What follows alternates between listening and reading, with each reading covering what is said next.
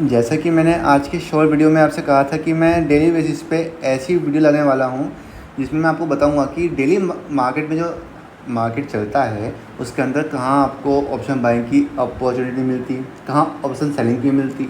उससे क्या होगा, आपको कॉन्फिडेंस आएगा कि जो आप सोच रहे हो क्या वही मार्केट में लॉजिक वाली चीज़ थी कि नहीं थी। अगर आपको ऐसी चीज़ फील नहीं होती है तो हो सकता है कि आप अच्छे ट्रेडर हों, पर बहुत से लोगों को ये दिक्कत पड़ती है। बहुत से लोग मेरे पास मैसेज करते हैं कि सर मैंने आज इस लॉजिक के साथ ट्रेड ली थी तो क्या ये लॉजिक ठीक था या नहीं था, क्या मैं आज जो मैंने लॉस किया है क्या मैं इस टेक्निक से कल भी लॉस करूँगा, ये प्रॉफिट वाली ट्रेड है कैसे क्या था। या फिर जो प्रॉफिट करता है वो भी पूछता है कि आज जो मैं प्रॉफिट हुआ तो ये प्रॉफिट कल भी हो सकता है इस टेक्निक से। तो कहाँ पे अपॉर्चुनिटी होती है कहाँ पे नहीं होती है, ये चीज़ मैं डेली बेसिस पे अब लाने वाला हूँ, क्योंकि आपने मेरे को 5000 सब्सक्राइबर के शिखर पर पहुँचा दिया है। वैसे तो मेरा टारगेट बहुत बड़ा है, मेरा टारगेट 1 मिलियन का है, जो कि शायद पता नहीं होगा पूरा नहीं होगा, आई डोंट नो, बट मैं आपके लिए समर्पित हूँ। मैं आपके लिए ही बना हूँ, मैं आपके लिए ही नॉलेजेबल वीडियो लाता रहता हूँ, तो मैं आपके लिए ये चीज़ ला रहा हूँ। ठीक है, तो सीधा मुद्दे की बात करते हैं अब कि मार्केट में आज तारीख है आपकी 20 जून 2022। ठीक है, तो कहाँ अपॉर्चुनिटी थी क्या थी देखते हैं। सबसे पहले आपको दिख रहा होगा मार्केट कहाँ से स्टार्ट हुआ। मार्केट स्टार्ट हुआ था guys, just minute wait, vertical line कहाँ है अपनी,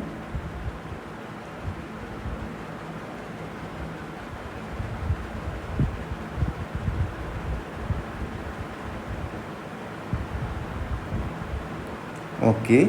यहाँ पे मैंने वर्टिकल लाइन ड्रॉ की है, यहीं से अपनी मार्केट स्टार्ट हुई थी। ठीक है, अब मैं 5 मिनट का चार्ट खोल लूँ चाहे 15 मिनट का चार्ट खोल लूँ, वही बात रहने वाली है। ठीक है, मैं 15 मिनट का चार्ट खोलता हूँ। ओके, मार्केट यहाँ से स्टार्ट हुई थी आज के दिन। ठीक है जी, अब मार्केट में आपको कम से कम भी, अगर आप नए हो या पुराने हो, आपको लगभग आधा घंटा तो वेट करना ही होता है। 9:15 बजे मार्केट खुलती है, आपको 9:45 तक का वेट करना ही पड़ता है कि मार्केट में देखते हैं क्या हो रहा है, ऊपर जा रहा है नीचे जा रहा है क्या हो रहा है। ठीक है, मैंने वेट किया 9:45 तक का, तो मार्केट में कहाँ तक आई थी मूवमेंट, 9:45 बोले तो। ओके, मार्केट 2 कैंडल बना के नीचे तरफ आ गया था, देखिए लो के आसपास।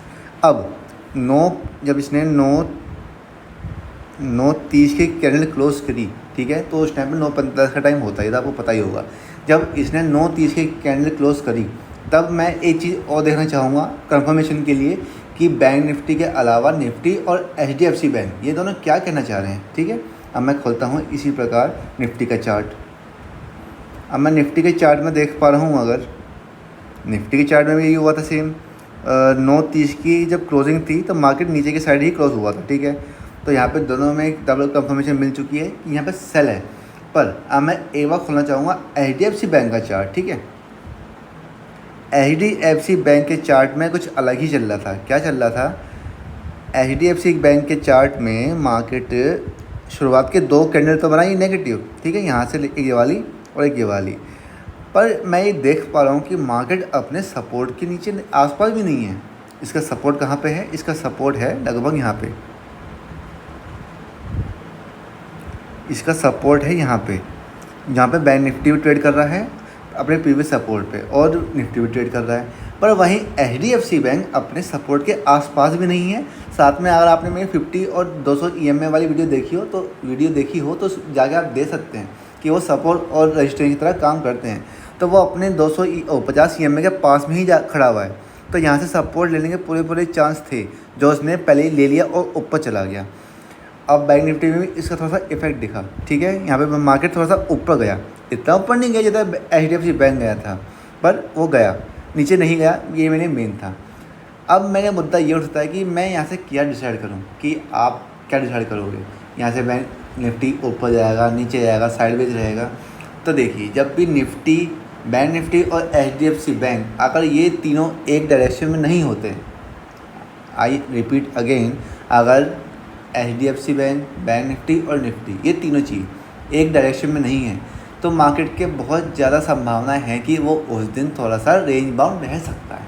ठीक है, मार्केट में देखो 2-3 चीज़ें और बताता हूँ मैं आपको। एक तो मार्केट में देखो ट्रेंडिंग मूव आया था, कब आया था, बैंक निफ्टी के अंदर एक्सपायरी वाले दिन आया था। ठीक है, आपको पता ही है कि लगभग ऊपर से लेकर नीचे तक 1000 पॉइंट की डाउन मूवमेंट आई थी, 1100 पॉइंट के आसपास आई थी। उसके बाद आपको पता होगा कि जब भी ट्रेडिंग मार्केट होता है तो एक पोज लेता है, जो कि उसने फ्राइडे को लिया, पर उसके बाद एक चांस और भी होते हैं कि मार्केट उस रेंज को तोड़े जहाँ पे उसने रेंज बाउंड किया था। तो इसलिए एक तो ये वाला सपोर्ट कौन सा होता है, 32,880 के आसपास का, और एक जो मैंने लाइन ड्रॉ कर रखी है 32,300 की। जो ये रेंज बैठती है ना, बहुत क्रूशियल रेंज है। अगर मार्केट इन दोनों में से किसी को क्रॉस करता, मैं तो चलो इसको ही ले लेता हूँ, अगर ये इन दोनों में से किसी को भी क्रॉस करता या फिर इसके नीचे कैंडल क्रॉस कर देता तो मैं यहाँ पे एक ट्रेड जरूर लेता, ठीक है। पर मार्केट में जैसे मैंने बताया कि 2 रेड कैंडल बनी, पर HDFC बैंक अपने सपोर्ट के आसपास भी नहीं था। तो इसलिए मेरे को थोड़ा खौफ लगा कि शायद मार्केट यहाँ से थोड़ा सा रेंज बाउंड कर जाए या कुछ हो सकता है, ठीक है। तो यहाँ पे मार्केट ने रेंज बाउंड कर भी दिया, नीचे गया, ऊपर गया, नीचे गया।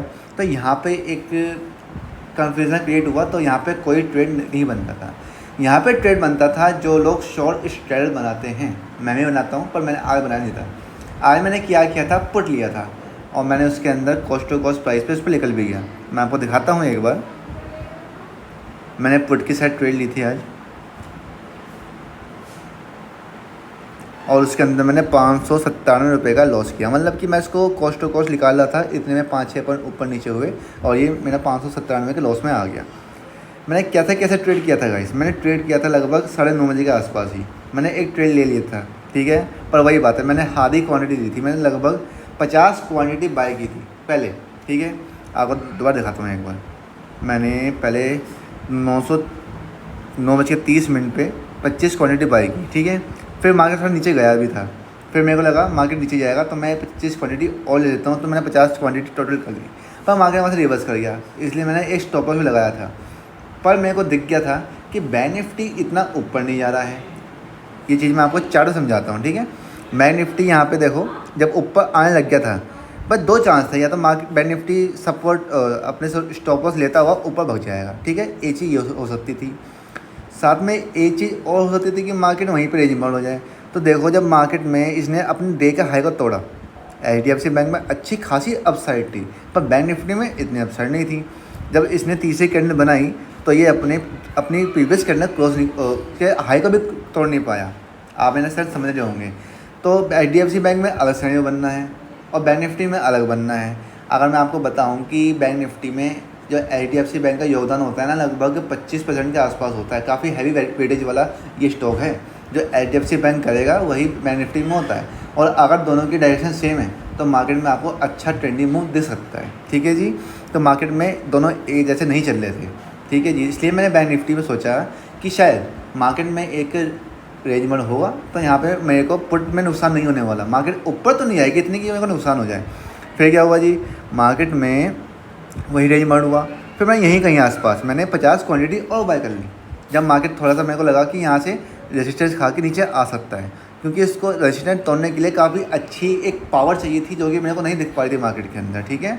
तो यहाँ पे मैंने 50 क्वांटिटी और बाय कर ली, तो मेरी टोटल क्वांटिटी 100 हो गई, ठीक है। ऐसे करके मैंने अपनी क्वांटिटी को बढ़ाया। फिर मार्केट नीचे भी आया, पर मार्केट में फिर वही बात है, यहाँ पे एक कैंडल बनती है जो कि डोजी टाइप होती है।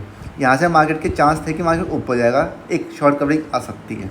तो यहाँ पे मैंने इसके बनने से पहले ही अपनी पोजीशन को निकाल लिया, पर वहाँ पे मेरे को 5-6 पॉइंट का लॉस हो गया, तो इसलिए वो 597 पर लॉस दिखा रहा है। मुद्दा क्या आता है कि मैंने कैसे फाइंड किया कि रेंज बाउंड कैसे होता है मार्केट। रेंज बाउंड ऐसे ही होता है कि जब तीनों ये डिपार्टमेंट, बैंक निफ्टी और HDFC बैंक, तीनों एक डायरेक्शन में ना हों, तो वहाँ पे रेंज बाउंड होने के चांस बहुत ज़्यादा होते हैं। और जब वो एक रेंज के अंदर होते हैं, अगर बैंक निफ्टी एक रेंज के अंदर है, जो कि मैं आपको दिखा भी रखी है, ठीक है, साथ में HDFC बैंक, निफ्टी और बैंक निफ्टी तीनों एक डायरेक्शन में नहीं है, तो पूरे चांस है कि बैंक निफ्टी वहाँ पे रेंज बाउंड हो सकता है, ठीक है। वही रेंज बाउंड हुआ। खैर मेरा प्रॉफिट नहीं हुआ, पर इतना बड़ा लॉस भी नहीं हुआ जो मैं घबरा जाऊँ या फिर मैं सोचूं कि मैंने लॉस क्यों किया। It's a good loss. यहाँ पे आपको कुछ सीखने को मिला। अगर आपको अपने कैपिटल का 1% या 2% लॉस होता भी है तो वो गुड लॉस में कर जाता है, ठीक है। अगर आपके पास लगभग 1 लाख का कैपिटल है, उसके अंदर आपको 1000 रुपये का लॉस हो रहा है, कोई दिक्कत वाली बात नहीं है, ठीक है। इससे घबराने की बात नहीं है, ओके जी। तो यहाँ पे मैंने आपको क्या सिखाया, मैं आपको कुछ बातें सिखाई हैं। एक बात तो ये सिखाई है कि जब भी बैंक निफ्टी और HDFC बैंक एक डायरेक्शन में ना हो, तब मार्केट में रेंज बाउंड होने के चांस ज़्यादा होते हैं। अगर डायरेक्शन में एक होते हैं तो वहाँ पे एक ट्रेंडिंग मार्केट के चांस होते हैं, ठीक है जी। दूसरी बात, मार्केट जब एक रेंज के अंदर ही घूम रहा हो, और साथ में पहला पॉइंट भी आपका मैच खा रहा हो तो रेंज बाउंड होने के चांस पूरे होते हैं। ये 2 पॉइंट मैंने आपको बताए हैं। यही 2 पॉइंट से आपको पहचान हो पाएगी कि मार्केट रेंज बाउंड कब रहता है।